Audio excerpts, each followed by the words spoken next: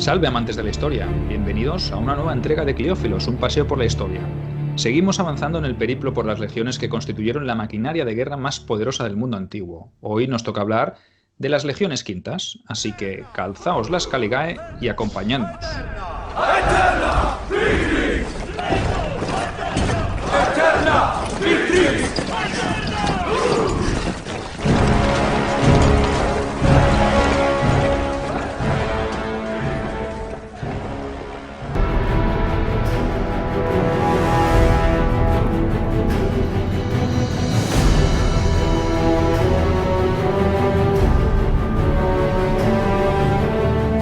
Como siempre, pues me acompaña el kenturio más majete que ha servido jamás bajo los estandartes imperiales. ¿Qué tal, Arnau? ¿Cómo estás? Hombre, pues después del elogio que me has hecho, pues mucho mejor. Aunque recuerda, así, porque me ha venido ahora por casualidad, recuérdame que te exima de limpiar las letrinas en el próximo turno. Que yo creo que te lo has ganado. Hombre, pues muchas gracias. Mi intención no era esa, pero bueno, ya que me lo has propuesto, pues no voy a rechazarlo. Aunque cuando un oficial es bueno, pues se le tiene que reconocer. ¿Para qué vamos a engañarnos? Siempre nos podía haber tocado en la centuria alguien más severo o algún niño de papá, vamos, que hijo de algún eques acaudalado, ¿no? Entonces hubiese sido bastante más complicado. Bueno, estas cosas pasan y pasaron y siguen pasando, así que hay que, bueno, verse un poco cómo van las cosas realmente. Pues, si te parece, entramos en materia. Como bien has avanzado ya, hoy vamos a hablaros de las legiones que llevaron el numeral 5 en nuestra sección dedicada en exclusiva a repasar todas y cada una de las que sirvieron al Imperio. Así que vamos un poco ya empezando con la primera de ellas, la Legio Quinta Alaudae. Es una legión a la que se le atribuye habitualmente el elefante como emblema y que, según algunos autores, fue fundada hacia el año 48 a.C. por el gobernador de la Hispania Ulterior, Quinto Casio Longino, por órdenes expresas del mismísimo Julio César. Su cognomen, Alaudae, quiere decir alondra, es un tipo de pájaro, seguramente en referencia a unas crestas distintivas llevadas por sus legionarios oficiales. Y decimos según algunos autores, ya que, como os explicaremos más adelante, existen otras versiones en cuanto a su origen, como suele pasar. Aunque no era la primera Legio Quinta de la que se tenían noticias, ¿no es así? Pues así es, ya que dejando aparte las otras teorías sobre la fundación que os contaremos después, pues vamos a hablar sobre esta, ¿no? Y es que tenemos noticias de que hacia el año 185 a.C., imagínate o imaginaros que atrás nos vamos, ya había noticias de una legión que ostentaba el número o el numeral quinto y que estaba prestando servicios en Hispania, poco tiempo después de la derrota de los cartagineses en Zama, ¿no? Pero eso no es todo, sino que además sabemos que otra legión quinta, tal vez la misma que ya encontramos en esa fase tan temprana, sirvió a Pompeyo en Hispania durante las guerras civiles contra César. Esta quinta pompeyana fue derrotada en Hispania Citerior por el dictador Julio César en el año 49 a.C. y se acabó rindiendo. Es posible que la fundada o reclutada por el gobernador Longino, esta que has comentado tú antes, Arnau, tuviera elementos de la que se rindió a César, ya que tampoco hubiera sido demasiado inteligente desaprovechar tantos efectivos, ¿no? Realmente, si tienes la materia prima, pues para qué vas a eliminarlos o acabar con ellos cuando realmente las lealtades pues iban muchas veces por la legión en la que servías, ¿no? No tanto por tus ideales políticos, ¿no? Ya sabéis que en ese momento pues todo era muy volátil, ¿no? En esa fase de la República. Un día podías estar con Pompeyo y al siguiente pues podías estar encabido en las legiones de César. O sea que esto es quizás un poco una cosa muy, muy subjetiva, ¿no? Y es que normalmente los que rendían lealtad a los grandes comandantes eran los generales de las legiones, siempre lo hemos dicho, no todos los legionarios, cuya intención pues iba más allá de unos ideales políticos seguramente. Tras ser reclutada, la nueva Legión Quinta fue enviada al norte de África para participar en la campaña de César que estaba llevando a cabo contra los optimates del Senado que seguían en guerra contra él. Jugaron un gran papel en la batalla de Tapso, que tuvo lugar el 6 de abril del año 46 a.C. Y fue allí donde se protagonizaron o pasó una gesta que ya veréis que irá relacionada con el emblema de sus escudos. Divididos en dos alas, se enfrentaron a 60 elefantes de guerra del rey númida Juba, aliado de los optimates. los legionarios hicieron huir a esas bestias, o sea que telita. Según palabras de Apiano, los propios legionarios fueron los que pidieron enfrentarse a las temibles bestias, y fue por ello por lo que se les concedió el honor de portar una figura de ese animal en sus estandartes y escudos. Que menos, ¿no? Después de haber hecho esa gesta, que menos que por lo menos se les permitiera que se les pintase el emblema de ese animal, ¿no? Supongo que es un poco una recompensa por una gesta heroica, ¿no? Entonces, al año siguiente, después de esta batalla de Tapso que hemos comentado, la Legión participó en la última gran batalla de la Guerra Civil, la que se libró en Hispania, en Munda, ¿no? Eso fue lo que ocurrió hasta la muerte de Julio César, un año después. Vamos a situarnos, ¿no? Pero ahora os vamos a plantear una duda acerca de esta Legión Quinta. Ya muchos os preguntaréis cómo es que hemos dicho que fue reclutada en Hispania cuando hay noticias de que procedía originalmente de la zona de la Galia Transalpina, porque la palabra alondra, el alaudá y todo esto viene o hace referencia a un tipo de animal, o de pájaro en este caso, que era originario de la zona de la Galia Transalpina, ¿no? Pues vamos a ello. Os vamos a dar 4 pinceladas y, como siempre, nosotros decimos lo que ponen las fuentes y vosotros sois los que tenéis que discernir cuál es la versión que más se ajusta a lo que queréis o la que más os guste, porque realmente cuando las fuentes son tan antiguas, pues realmente pues tenemos que quedarnos pues a veces con esas pinceladas, ¿no? Pues vamos a ello. Y es que puede ser que esta quinta reclutada en Hispania no fuera la llamada Quinta Laudae, sino que se tratase de otra legión quinta. Hay indicios que nos demuestran que en el año 43 a.C., tras la muerte de César, había 2 legiones quintas. Y nos vamos a Suetonio, que es quien nos explicó que durante la Guerra de las Galias, es decir, hacia el invierno del año 50-49 a.C., Julio César reclutó en esa región de la Transalpina, en esa región de la Galia, una legión a la que llamó Alaudae. Le puso ese nombre pues en alusión a lo que ya os hemos dicho, al ave de la zona típica, la alondra o cobujada. Es por eso que los legionarios portaban esas plumas en sus cascos, que eran una simbología que les diferenciaba del resto o que hacía referencia al lugar de procedencia, ¿no? Además, se tiende a dar a esta legión también el sobrenombre de Quinta Gálica, por el lugar en el que había sido reclutada. Y esta legión estaba formada por reclutas galos que el propio general equipó y entrenó al estilo romano. Como veis, ya tenemos algo de lío en todo Sí. ese asunto, y parece que al poco César les otorgó la ciudadanía romana a esas 22 cohortes que en un principio habrían empezado como auxiliares. Pero en el transcurso de la Guerra Civil no se menciona a la Quinta Laudae, sino a la anterior quinta reclutada en Hispania, lo que hace pensar que la de reclutas galos se quedó en la provincia de origen en tareas de vigilancia o durante todo ese largo conflicto. Sería en algún momento entre los años 45 al 30 a.C. cuando la Legión Quinta y los auxiliares de la Laudae se unirían para formar la Legio Quinta Alaudae. Sabemos que la Legión Combinada pasó a servir bajo las órdenes de Marco Antonio, y no todos los autores defienden la existencia de 2 legiones quintas en ese momento de la Tardorrepública, y es que algunos de ellos dicen que solo fue una, y que fue la reclutada en la Galia, y también que habría servido en la Guerra Civil junto a César. Es decir, fue la Laudae la que sirvió en las Galias, luego en Tapso y después en Munda.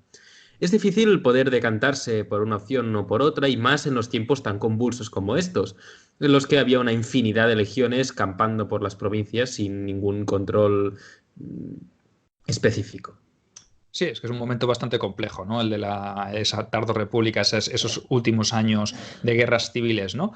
La cuestión es que, llegados a este momento y marcando el año 30 como el momento de cambio o de reforma de las legiones, recordad que en el año 31, o sea, un año antes, se había producido la victoria decisiva, la que obtuvo Octaviano en Actium. Parece que la Quinta Laudae queda como una de las legiones permanentes en el ejército romano, ¿no? En ese momento, tras esa victoria, cuando se hace la reestructuración y la reorganización y se empiezan a enviar las legiones a sus puntos de acantonamiento, la Quinta Laudae fue enviada a Hispania de nuevo, donde sirvió durante el conflicto contra cántabros y astures, que duró entre los años 29 y 19, que siempre os recordamos que las podréis escuchar en nuestro programa, porque también le dedicamos un par de ediciones o de entregas a hablar sobre este largo conflicto. Pues la Quinta Laudae estuvo también sirviendo en las guerras cántabras. Sirvió concretamente en el frente occidental bajo las órdenes del legado de Augusto Publio Carisio, es decir, no luchó contra los cántabros, sino que luchó contra los astures, ¿vale? Sabemos que participó de manera activa en el asedio y en la toma de la ciudad Oppidum de Lancia, la capital de los astures.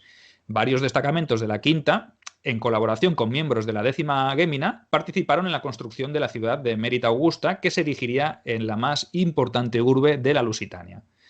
Sabemos también que la legión estuvo activa en las guerras cántabras hasta el año 22 a.C., cuando los astures fueron derrotados definitivamente y se rindieron a Roma. Es decir, no fue como los cántabros, que se volvieron a alzar y aguantaron hasta el año 19, ¿no? Los astures cayeron antes, ¿no?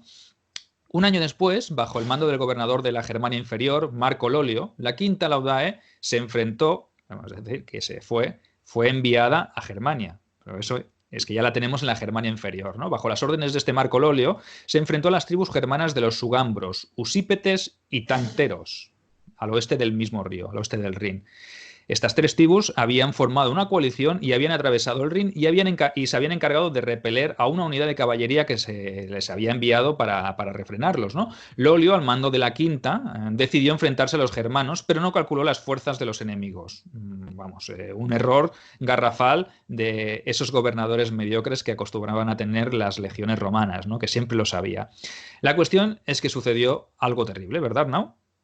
Pues sí, lo peor es que, lo peor que le podía suceder a una legión es que tras un terrible y sanguinario combate, los germanos traspasaron las líneas romanas y consiguieron robar el águila de la legión. Blasfemia. Eso fue una completa deshonra para todos los supervivientes que lograron replegarse de nuevo hacia la fortaleza. Por fortuna de los romanos, al cabo de poco, Augusto, al frente de un poderoso ejército formado por varias legiones que había movilizado expresamente de otros puntos de la frontera, se dirigió al lugar para poner orden. Los germanos, al percatarse de que venían a reclamar venganza, regresaron al otro lado del Rin, a su orilla. Para evitar una invasión en toda regla, los líderes germanos negociaron un tratado de paz con Augusto y le cedieron incluso rehenes. Aunque se cerró un acuerdo, la mancha en el expediente de la Quinta Laudae sería un lastre que le acompañaría a lo largo de toda su historia. Y es que perder el águila era una vergüenza. Es posible que dentro de ese tratado se acordara también la entrega del emblema del águila de nuevo, cosa que sin duda ayudó a que la legión no fuera disuelta, tal y como mandaban los cánones de la propia disciplina militar romana. Es muy probable que la Quinta también sirviera bajo las órdenes de Tiberio y su hermano Druso en las posteriores campañas que se llevaron a cabo para anexionar Panonia y la Retia. Estamos hablando de entre los años 16 y 15 a.C.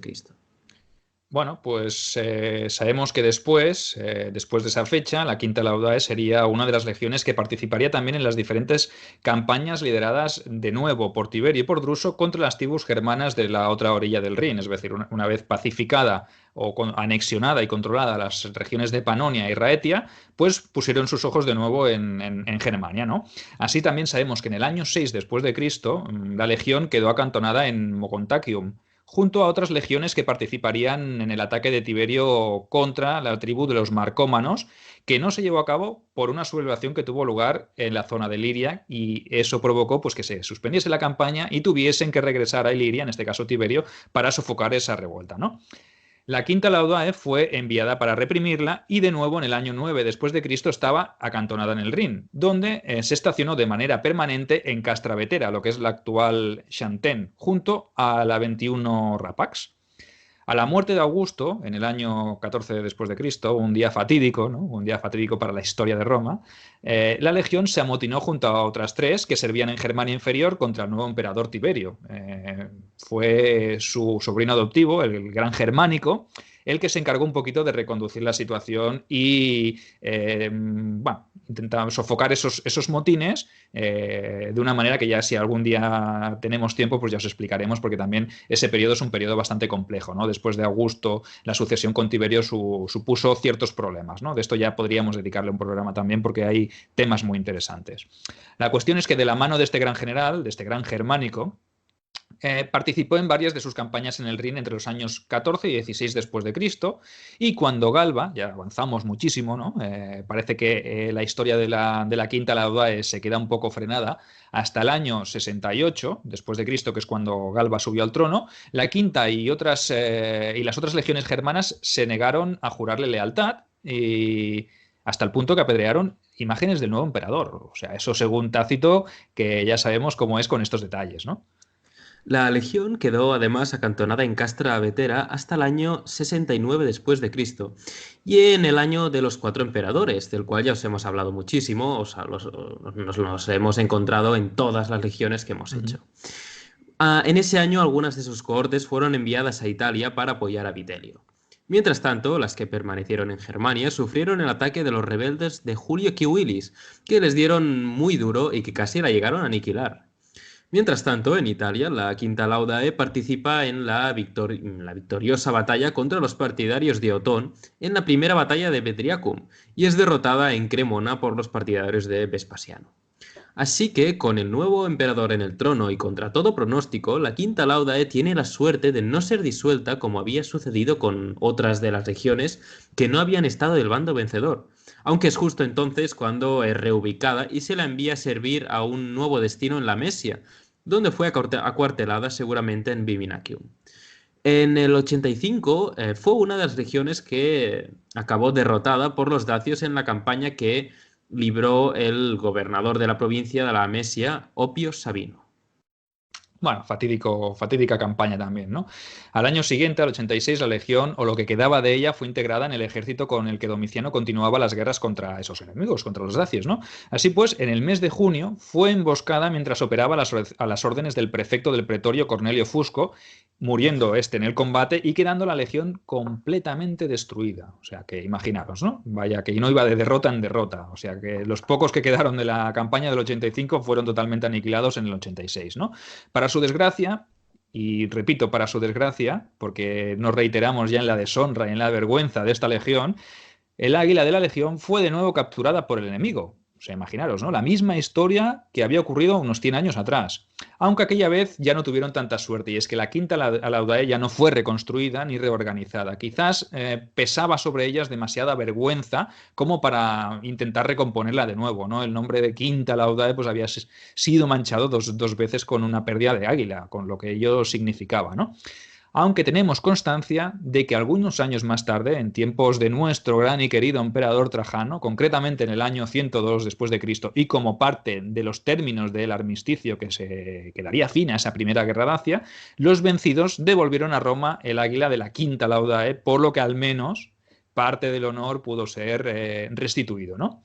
Podría decirse que había águila, pero ya no había legión que la portase. Además, nuevos hallazgos epigráficos han apuntado el final de esta legión hacia el año 92 durante las guerras contra los sármatas, cuando una legión desconocida y su comandante fueron masacrados. O sea que la leyenda negra planea siempre sobre la desaparición de la Legio Quinta Alaudae.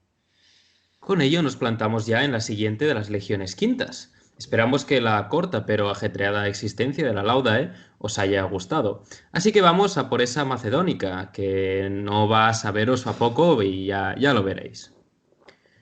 Vamos a comenzar con cierta polémica, por lo menos hasta que se unificaran todas las legiones quintas, o por lo menos hasta que se diferencian la Laudae y la macedónica. Como veréis, son datos de los que ya os hemos hablado, aunque se mezclan porque ni los mismos autores se ponen de acuerdo. Pero vayamos al lío. Si hacemos caso a lo que nos decían algunos autores y que ya hemos comentado en la parte dedicada a la Laudae, esta quinta sería la que se rindió a César en Hispania y que después le acompañó a Tapso y derrotó a los elefantes del rey Juba, para diferenciarla de la que se había reclutado en la Galia Cisalpina y no había participado en la guerra civil. Así pues, ya que debía ser la que hizo huir a los elefantes de Juba en Tapso, contradeciría un poco la historia de la Laudae. Pero bueno, tampoco vamos a entreteneros demasiado con esos detalles, ya que las fuentes tienden a darle el emblema del toro, en honor a César, ya que en el fondo, y si sabemos y hacemos caso a la historia, fue este quien la refundó.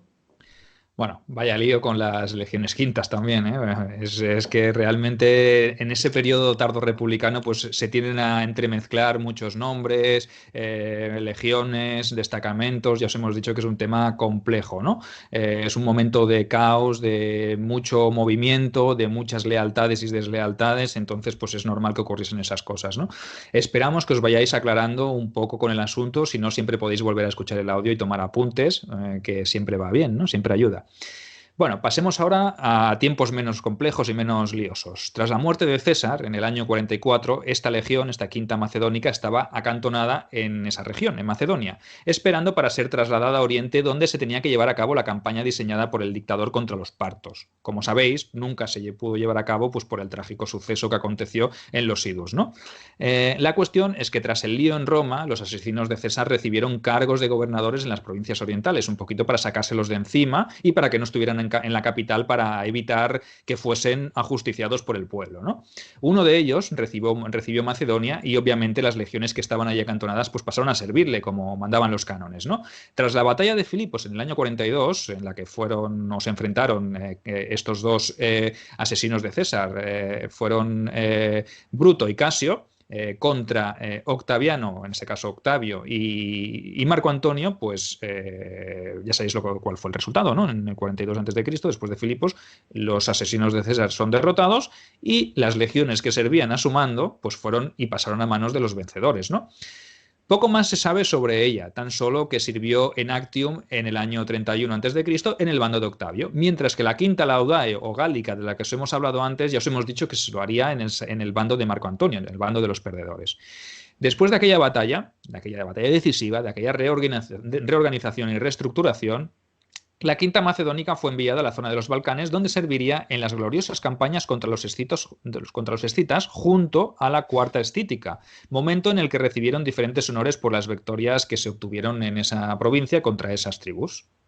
Todas esas victorias sabemos que aproximadamente ocurrieron hacia el año 20 a.C. La legión fue enviada a Oriente, donde pasó algunos años acantonada en la región de la Galacia, provincia incorporada al imperio el 25 a.C. Fue por entonces cuando la acompañaría al futuro emperador Tiberio a orillas del Éufrates al acto de recepción de manos de los partos de las águilas y estandartes perdidos en las desastrosas expediciones de Craso en el año 53 a.C. y de Marco Antonio entre el año 36 y 35 a.C. En el 16 a.C., un licenciamiento de veteranos estableció algunos de los soldados de esta legión en las ciudades de Berytus y también en Heliópolis, en la misma provincia. Pasando a la época imperial propiamente dicha, sabemos que la legión estuvo estacionada en Oescus, en la provincia de la Moesia, que es en lo que sería la actual ciudad de Gien, en Hungría. En tiempos de Nerón, la quinta macedónica fue enviada al este para participar en la segunda campaña armenia, al mando del gobernador de Capadocia, Cesenio Peto. Pero este Cesenio Peto pues era un inepto, otro de los tantos que había, ¿no? Y fue derrotado y obligado a retirarse a Armenia, ¿no?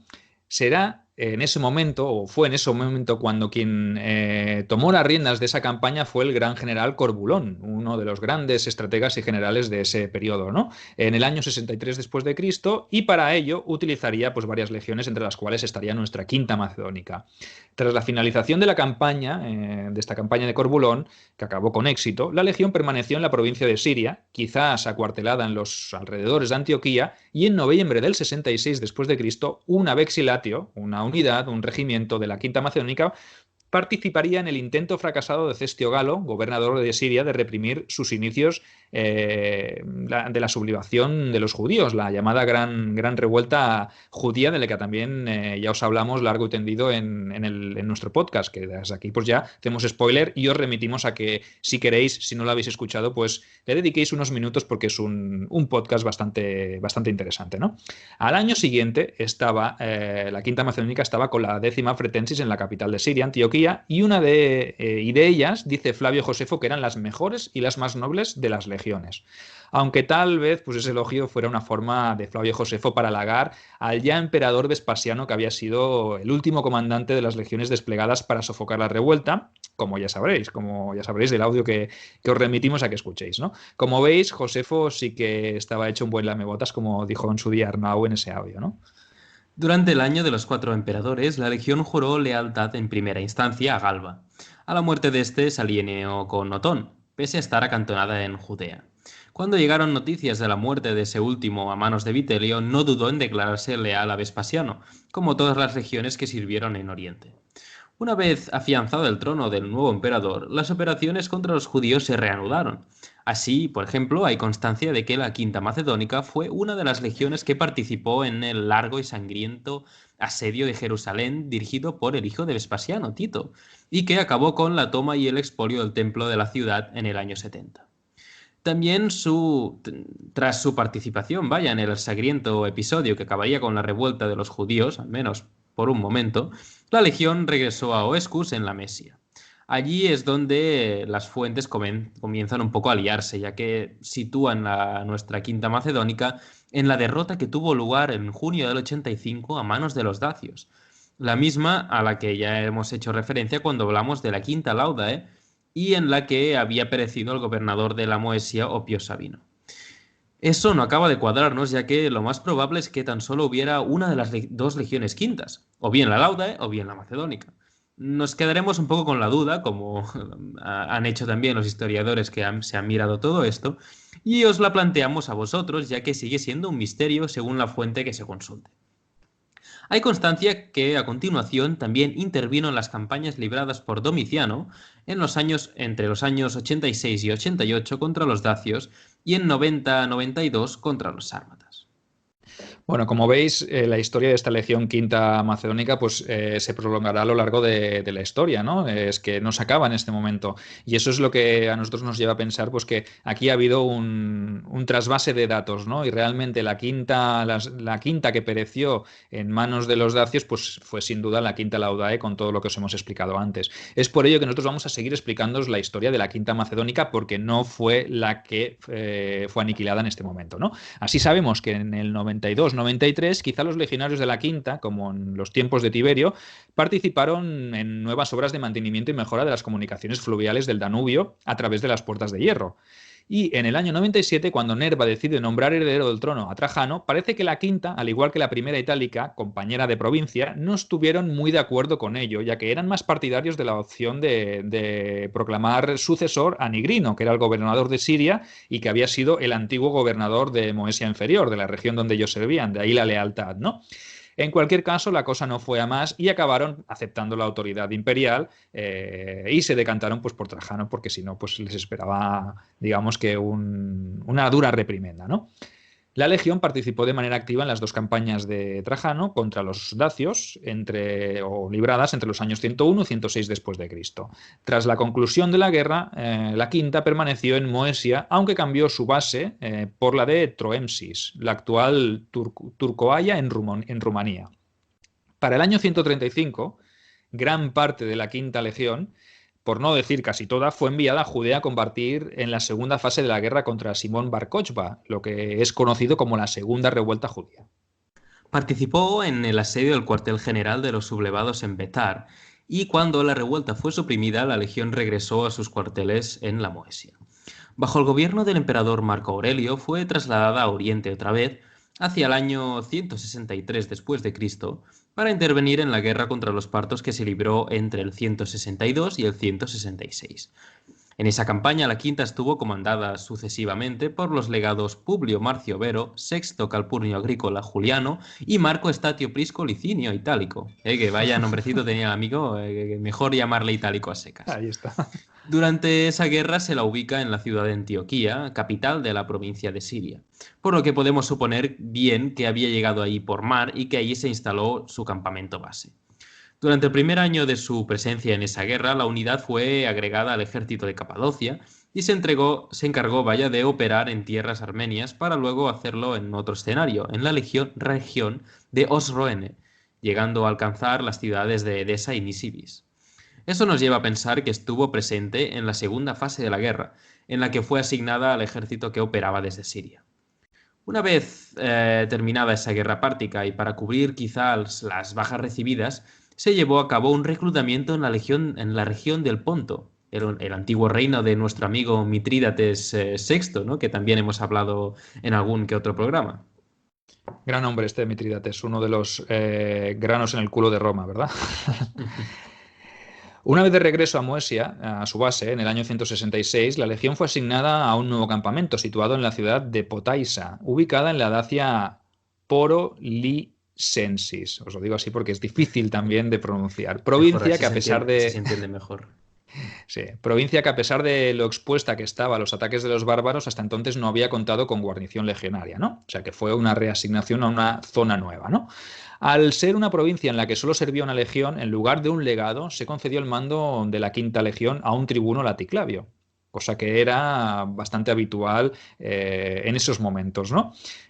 Bajo el mando de este legado de la Quinta Macedónica fueron puestas también unidades de auxiliares de la provincia, entre las cuales se han podido identificar las Alae Electorum Siliana, la primera Tungrorum Frontiniana, la segunda Pannoniorum y las cortes prima Aelia Gaestorum Miliaria, la prima Alpinorum Equitata, la primera Augusta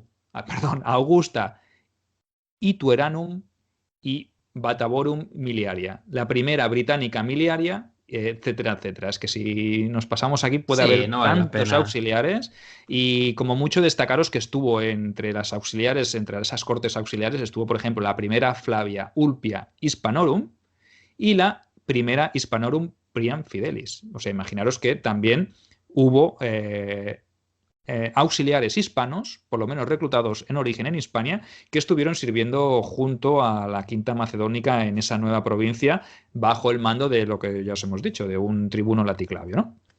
Recibió de Marco Aurelio los sobrenombres de Pia y Fidelis y de Cómodo el de Constans, ese último con motivo de su participación en las operaciones contra los sármatas entre el año 184 y el 186. Combatió en las guerras danubianas de Marco Aurelio, desarrolladas intermitentemente entre los años 169 y 180, durante las cuales uno de sus destacamentos operó en la Panonia Superior, en la zona de Carnutum. Cuando Aureliano abandonó la Dacia hacia el 271, la legión se replegó hacia el sur del Danubio, cerca de su antiguo acuartelamiento de Oescus. Tras las reformas de Diocleciano y Constantino, la legión fue dividida, como pasó con la mayoría, en varias subunidades y repartida por varios puntos del imperio. Por ejemplo, hay datos de que una de ellas, convertida en tropas de comitatenses, estuvo destinada en Egipto, concretamente en Memphis a principios del siglo V. En el año 447 posiblemente se vio obligada a abandonar sus campamentos danubianos al menos durante un tiempo, al ser cedida a los hunos de Atila la orilla sur del Danubio, entre Singidunum y Novae.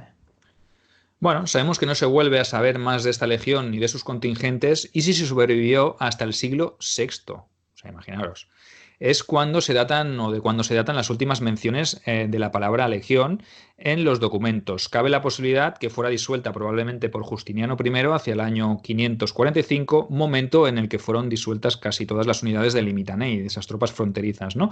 Aunque algunos autores piensan que la existencia de esta unidad pudo llegar hasta el año 586, cuando su antiguo campamento de Oescus fue destruida por los ávaros. Como veis, la historia de la Quinta Macedónica fue compleja y muy larga y bueno, y seguramente nos hayamos dejado algún detalle más, pero pensamos que con toda esta información que os hemos hecho llegar estáis más que servidos. ¿No es así, Arnau? Sí, yo creo que sí. Ha dado para media horita de programa, que ya es bastante contundente. Así que nada, yo creo que podemos dejar ya aquí la entrega de hoy dedicada a las legiones quintas. Esperamos que os haya gustado, que hayáis aprendido un poco sobre estas legiones. Si alguien tenía un interés especial en alguna de ellas, pues esperamos que hayan tenido la información que necesitan. Y si no, pues nos contactáis por las diferentes redes que tenemos, por Facebook, por Twitter, por los comentarios de los vídeos o de los audios, o incluso por correo. Las vías de comunicación son muchísimas, así que no es excusa. Y nada más, yo creo que nos podemos ya despedir diciendo, como siempre, que